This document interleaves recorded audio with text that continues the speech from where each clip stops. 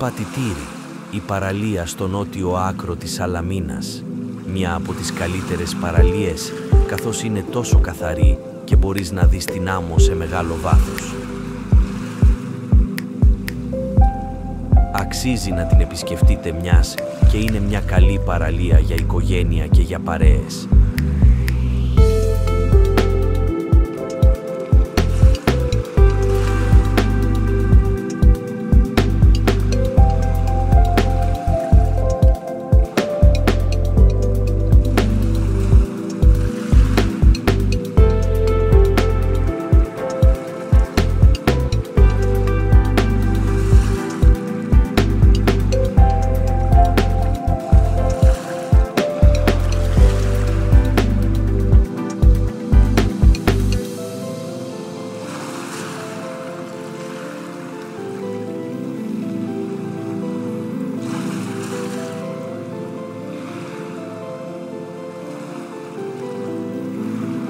Άλλο ένα υπέροχο καλοκαίρι ξεκινά και το πατητήρι πιστό στο ραντεβού μας.